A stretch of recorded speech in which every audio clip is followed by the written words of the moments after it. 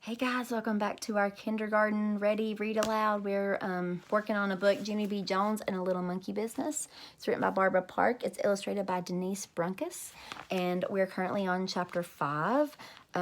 If you remember from the previous chapters, Junie B Jones has just found out that she's going to have a baby brother or sister in chapter 1 and 2. Chapter 3, the mommy has the baby and it's a boy, and her grandma Miller says that he's just the cutest little monkey that she ever saw, and he's got long fingers and toes and lots oodles and oodles, she says, of black hair. And Junie B Jones is just amazed. So she goes to kindergarten, and now we're in show and tell. She's got her best friends in a fight with each other about not telling her secret. It's a whole big old mess. And poor William showed some dead crickets for his show and tell and got so upset he had to lay down at the nurse's office. It has just been a day. So let's start with chapter 5 in Monkey Business. You guys ready? All right, get comfy. Mrs. called my name.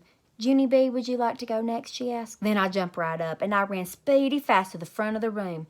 Guess what? I said, very excited. Last night, my mother had a baby, and it's the boy kind. Mrs. clapped her hands. Junie B Jones has a new little brother, everyone, she said. Isn't that wonderful? Then all of room 9 clapped, too. Yeah, only you haven't even heard the bestest part yet, I said very loud, because guess what else? He's a monkey. That's what else. My new brother is a real alive baby monkey. Mrs. got a funny look on her face, and she squinted her eyes very tiny, and so maybe she didn't hear me or something, I think. I said, I've got a monkey brother, I shouted real louder, and then that mean Jim jumped up right on his desk and hollered, Liar, liar, pants on fire. No, they are not on fire, you big fat Jim, I said back, and I do too have a monkey brother. You can ask my Grandma Miller if you don't believe me. Mrs. raised her eyebrows way high on her head. Your grandmother told you that your brother is a monkey, she said. Yes, I said. She told me he has long fingers and long toes and lots of black fur all over himself. After that, Mrs. kept on looking and looking at me. Then she said it was time for me to sit down. Who do you think's standing up right there? What was his name? Junie B Jones really doesn't like him.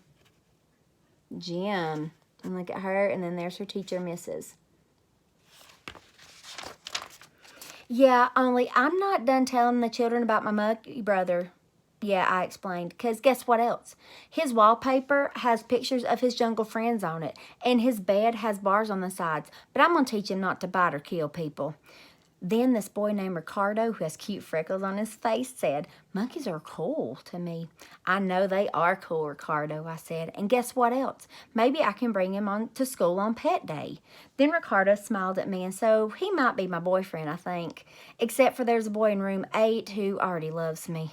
Just then, Mrs. stood up and pointed at me. That's enough, Junie B, she said. I want you to sit down now. You and I will talk a little bit later about this monkey business. And so that made me giggle because monkey business is a funny word, I think. And then I waved goodbye to my new boyfriend, Ricardo, and I skipped back to my seat. Chapter 6 is called Bestest Friends. Recess is my best subject. I learned it my first week at school. Recess is when you go outside and you run off your steam. And when you come in, you can sit better. And you don't have to have ants in your pants. At recess, me and Lucille and that Grace play horses together. I'm Brownie, Lucille's Blackie, and that Grace is Yellowy. I'm Brownie, I hollered as soon as I got outside. I don't want to play horses today, said Lucille. I want to know some more about your monkey brother. Me too, said that Grace. Then Lucille pushed that Grace out of the way, and she whispered a secret in my ear. If you let me be the first one to see him, I'll let you wear my new locket, she said. Yeah, only guess what, Lucille, I said. I don't even know what a dumb locket is. And then Lucille showed me her locket. It was a little gold heart on a chain. Isn't it beauteous, she said. My Nana gave it to me for my birthday. She opened up the little heart, and there was a little bitty picture inside of that thing. Hey, there's a teeny head in there, I said, very excited. I know, said Lucille. That's my Nana. See her? I squinted very hard at the little picture. Your Nana's a shrimpy, Lucille, I said. After that, Lucille closed the locket, and she gave it to me. Now, I'm your best friend, right? Right, Junie B, she said, and so I can be the first one to see your monkey brother. Well, just then that Grace stomped her foot very hard. "No, you cannot, Lucille," she hollered. "I'm her best friend, 'cause me and her ride the bus together, and so I get to see her monkey brother first. Right, Junie B? Right, right." I made my shoulders coming down. "I don't know, Grace," I said, "'cause Lucille just gave me this locket with the teeny Nana, so I think she gets to go first, I think." That Grace stomped her foot again. She made a mad face at me. "Pooey," she said. Except for just then I got a great idea. "Hey, guess what, Grace?" I said, very excited. "Since Lucille gave me something beautiful, now you can give me something beautiful too. And so that would be very fair of me, I think." Then that Grace started smiling, and she took off her sparkly new ring. "Here," she said, "I got out of the cereal this morning. See how shiny the stone is? That's because it's a real, genuine, fake plastic diamond." She put some breath on it, like that, and shined it on her sleeve for me. "Ooh," I said, "I love this thing, Grace." "I know," she said. "And so now I get to see your monkey brother first. Right, Junie B? Right?" Yeah, only then I had to think a little bit, because, yeah, only here's the trouble, Grace. I said, "Now, I have one thing from you and one thing from Lucille, and so that's a tie." Then Lucille quick took off her red sweater with the squatty dog on it, and she tied it around my waist. "Here," she said, "now I've given you two things, and so I'm still the winner."